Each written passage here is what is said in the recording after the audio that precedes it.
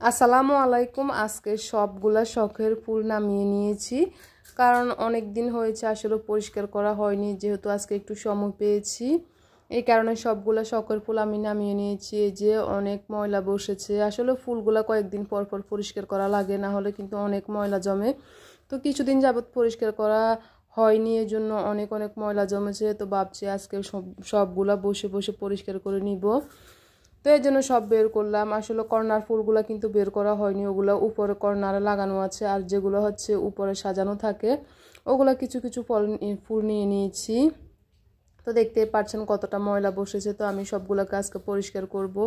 আসলে ফুল আমার অনেক পছন্দের, কিন্তু যতটুকুই কিনলাম এর চেয়ে বেশি কিনতাম আসলে পারি না। আমার ছোট ছোট দুটো বাচ্চা আছে, ওরা কিন্তু এতটাই নষ্ট করে সব কিছু, মানে উপরে রাখলো ছেড় দিয়ে উঠে ওগুলা নষ্ট করবে, যে কোনো জিনিস অনেক অনেক নষ্ট করে। আসলে আমি কোনো সৌন্দর্য যে কোনো ভালো কিছু যে সাজিয়ে রাখবো ওটা পারি না। আমার খুবই শখ যে আমি পুরো বাসাটাকে সুন্দর করে মানে সাজিয়ে রাখবো, কিন্তু ওদের জন্য আমার কিছুই করা হয় না। যাদের ছোট বাচ্চা আছে আসলে তারা বুঝতে পারেন যে কতটা এলোমেলো করে। যেহেতু আমার ছেলে বাবুরা কিন্তু অনেক অনেক দুষ্টামি করে, বেশি মেয়েদের চেয়েও। এই জন্য আমার ছেলেদের জন্য আমি কিছুই রাখতে পারি না, সব কিছু এলোমেলো করে ফেলে। তো এই যে ফুলগুলো আমি যদি উপরে রাখি, ওরা কী করে ফুলগুলোকে নিয়ে হচ্ছে মানে ছিঁড়ে ছিঁড়ে ফেলে দেয়। এরকম অনেকগুলো ফুল নষ্ট করেছে। তারপরে উপরে রাখলো ওরা নষ্ট করে, কি করব। কিন্তু আমার অনেক পছন্দ, আমি যে আরও বড় বড় ফুলগুলোকে নিয়ে সাজাবো কর্নারে কর্নারে, ওটাও পারি না। তো পছন্দের যতটুকুই কিনতে পারলাম, এই কয়েকটা ফুল রাখতে পারলাম। তো এখন হচ্ছে কিছুদিন যাবত আসলে পরিষ্কার করা হয়নি।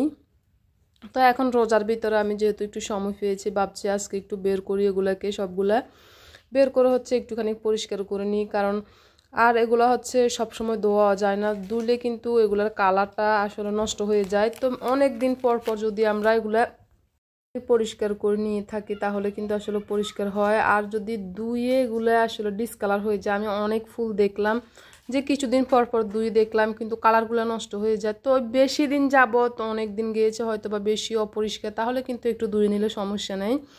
তো এই জন্য কিন্তু মাঝে মধ্যে একটুখানি মুছতে হবে, সব সময় কিন্তু এগুলো ধোয়া যায় না। ধুইলে কালারগুলো কিন্তু অনেকখানি ডিসকালার হয়ে যায়, অনেক নষ্ট হয়ে যায়। আমি এটাও কিন্তু ট্রাই করে দেখলাম, এই জন্য আমি মাঝে মধ্যে কিন্তু একটু নামিয়ে এভাবে করে মুছে নিই সবগুলো ফুলকে। তো মুছে নিলে কিন্তু মোটামুটি অনেকখানি পরিষ্কার হয়ে যায়। আসলে ধুলাবালি তো বাসায় এমনিতে আসে, এগুলো ময়লা হবে, অতটা ক্লিন যে রাখবো ওটাও পারি না।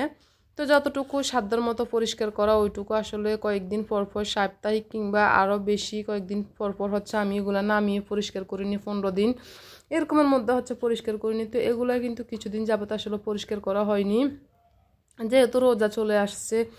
আসলে অন্য অন্য কাজে অনেক ব্যস্ত ছিলাম, এই জন্য কিন্তু অনেক দিন যাবত পরিষ্কার করা হয়নি। এই জন্য সব কিছু কিন্তু আজকে বার করলাম। দেখতে পাচ্ছেন নিচে কতটা ময়লা জমছে, তার মানে ফুলের মধ্যে কতটা ময়লা ছিল। তো যাই হোক, এখন হচ্ছে আমি যে মোটামুটি পরিষ্কার করে নিয়েছি। দেখতে পাচ্ছেন ফুলগুলো আসলে যেখানে সেখানে ফুল থাকলে কত সৌন্দর্য দেখা যায়। এত পছন্দের আমার ফুল, কিন্তু আমি রাখতেই পারি না, কি করব। আমার মন চায় আমি আরও বড় বড় ফুলগুলোকে সুন্দর করে সাজাতাম। যাই হোক, বড় হলে যদি ছেলেরা বড় হয় ওই দিন হচ্ছে সবগুলো ফুল আরও সুন্দর করে সাজিয়ে নিব।